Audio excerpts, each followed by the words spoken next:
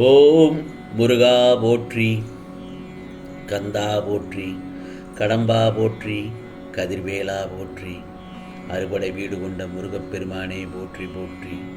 என் செல்ல பிள்ளையே, என் செல்ல குழந்தைகளை, வெகு நேரமாக உன்னிடம் ஒன்றை சொல்லவே காத்திருக்கிறேன். இந்த முருகப்பெருமான் கேட்காமல் மட்டும் சென்று விடாதே.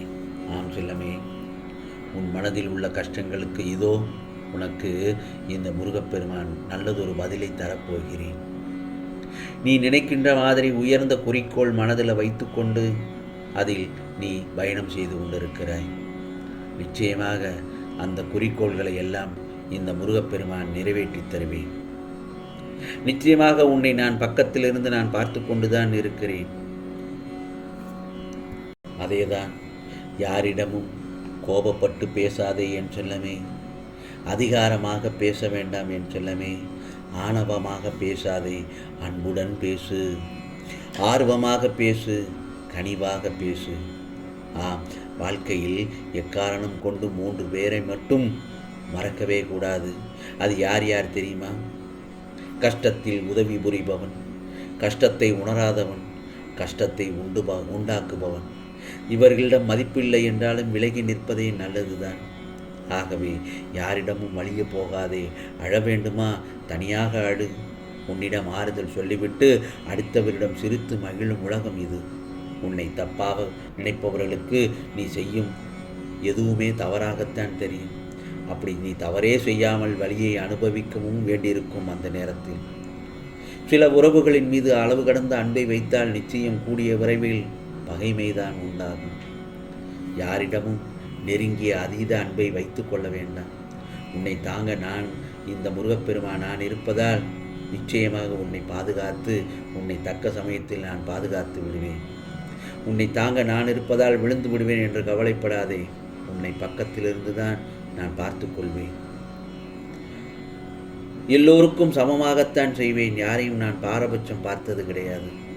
எனது அருளால் உனது வேண்டுதல்கள் எல்லாம் நிறைவேறி உன்னதமான உயர்வான வாழ்க்கை கிடைக்கப் போகிறது. நீ என்னிடம் வேண்ட துவங்கும் போதே உன் விருப்பங்கள் நிறைவேற்ற துவங்கிவிடும். ஒருபோதும் மறவாதே. கொடுக்கும் சக்தி உனக்கு உள்ள வரைக்கும் அனைவருக்கும் கொடுத்து உதவு. அது 1000 மடங்காக பெருகி உன்னிடமே வந்து சேரும். யார் என்னையெல்லாம் முருகா முருகா என்று நினைக்கிறார்களோ அவர்களை நிரந்தரமாக உன் அருகிலே வைத்துக்கொள். ஆகவே மன உறுதியுடனும் நம்பிக்கையோடும் செயல்படு. உன்னுடைய லட்சியம் இன்று கிடைக்காவிட்டால் நாளை கிடைக்கும் என்ற நம்பிக்கையுடன் உன் கடமைகளை செய்து கொண்டே இரு. அது நாளையும் கிடைக்காவிட்டால் மறுநாள் கிடைக்கும் என எதிர்பார். இந்த மன வலிமையோடு நீ செயல்படு. உன் லட்சியத்தை நிச்சயமாக நீ அடைவாய். ஆம் செல்லமே, உலகமே இருள் சூழ்ந்தது போன்று உள்ளதா? இன்னும் எத்தனை நாள் இந்த வேதனையையும் துக்கத்தையும் என்ற கேள்வியும் அதில் உள்ள வலியின் ஆதங்கத்தையும் நிச்சயமாக உணர்கிறேன். கவலைப்படாதே. இந்த நிலை விரைவில் மாறும். நீ உன் கரம் பந்தத்திலிருந்து விடுபட்டு சந்தோஷமாக வாழப்போகிறாய். ஆகவே உனக்கு சோதனையாக தெரிகின்ற இந்த காலத்தை மனதில் வைத்துக்கொண்டு வாழ்க்கையின் மீது சலிப்பும் வெறுப்பும் கூட காட்ட வேண்டாம். கஷ்டமான நிலை வரும்போது தாங்க முடியாவிட்டால் வாழ்க்கையில் இன்றோ அல்லது சில காலம் முன்போ நீ ரசித்த சின்ன சின்ன நிகழ்வுகளை எண்ணி மகிழ்ச்சி அடைந்து கொள். நிச்சயம் அது உனக்கு புத்துணர்ச்சியை தரும். நான் மீண்டும் அதே சந்தோஷத்துடன் வாழ்வேன், வாழ்க்கையில் வெற்றி பெறுவேன் என்று மனதில் உறுதிகொள். ஆகவே வாழ்க்கையின் தேடல் ஒவ்வொரு நபரை பொறுத்து வேறுபடுகிறது. சில தேடல் பணத்திற்காக, ஆடம்பர வாழ்க்கைக்காக, பொன், நிலம், வீடு, ஆஸ்திக்காக என நிலையில்லா பொருட்கள் மீது மோகம் என இந்த பிரபஞ்சத்தில் நிறைய பேர் இருக்கிறார்கள். அதில் ஒன்று பழுதானாலும் நஷ்டமானாலும் மறுபடி பெற்றுவிடலாம். ஆனால் நினைக்காத விஷயங்கள் வாழ்க்கையின் உண்மையான தேடலில் அமைந்துள்ளது. குழந்தைகளுக்கான தேடல், வாழ்க்கையின் நிம்மதிக்கான தேடல், அன்பின் மகத்துவம் தேடுதல் என இன்னும் நிறைய இருக்கிறது. இவற்றுள் எல்லாம் முக்கியமானது என்ன தெரியுமா? நேரம். இந்த நேரத்தின் பங்களிப்பு இதில் மிகவும் முக்கியம் என்றெல்லாமே. இவற்றுள் அதற்கேற்ப காலத்தில் அவரவர் வாழ்க்கை முன்னேறும்போது புதிய தேடல்கள் அந்த இடத்தில் உருவாகும். அவைகளை நிலையுள்ள விஷயங்களுக்கான தேடலாக அமைத்துக்கொள். பகட்டு செல்வாக்கு எனும் சிலந்தி வலையில் சிக்கிவிட்டால் அதில் உயரத்தான் பார்ப்போம். ஆனால் அது உன் வாழ்க்கையின் அர்த்தம், மனிதநேயம் எல்லாம் அற்றுப்போய்விடும். ஆகவே தேடலில் பெரிய தேடல், முக்கியமான தேடல் தான் ஆன்மாவின் மகத்துவம். அதுதான் இந்த முருகப்பெருமானின் திருவடி. இவற்றுக்கு காலமோ வயதோ செல்வமோ எதுவுமே தேவையில்லை. உன்னுடைய தூய அன்பும் கொண்ட உள்ளம்தான். பக்தி, விசுவாசம், நம்பிக்கை, பொறுமை இவைகள்தான் உன் ஆன்மாவின் சிறப்பை சுட்டி காட்டும் கண்ணாடி.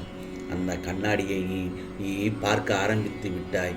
இனிமேல் உன்னுள் அளவிட முடியாத மாற்றங்களும் அதிசயங்களும் அடுத்தடுத்து அமையப் போகிறது. ஆகவே ஆன்மீக வாழ்வு என்பது உலக வாழ்க்கையை துறந்து வாழ்வதல்ல. ஆன்மீகத்தில் வரும் பிறப்பின் சிறப்பு ஆன்மாவின் சிறப்பு, எடுத்த பிறவியின் காரணம் என அனைத்தும் அங்கேதான் கற்றுக்கொள்கிறாய் என் செல்லமே. ஆகவே வாழ்க்கையில் துணிந்து போராட கற்றுக்கொள். எந்த சூழ்நிலையிலும் யாரையும் வெறுத்து ஒதுக்க நினைக்காதே. அதே நேரத்தில் கடுமையான சொற்களால் பேச நினைக்காதே. உனது பாரத்தை முழுவதுமாக என் மீது நம்பிக்கை வைத்து செலுத்து. நான் தயாராக இருக்கும்போது எதற்காக கவலைப்படுகிறாய்?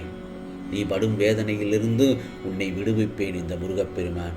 உனக்கு ஏற்பட்ட பல கஷ்டங்கள், கடன் தொல்லைகள் இவைகளிலிருந்து உன்னை நிச்சயமாக இந்த முருகப்பெருமான் விடுவிக்கப் போகிறேன்.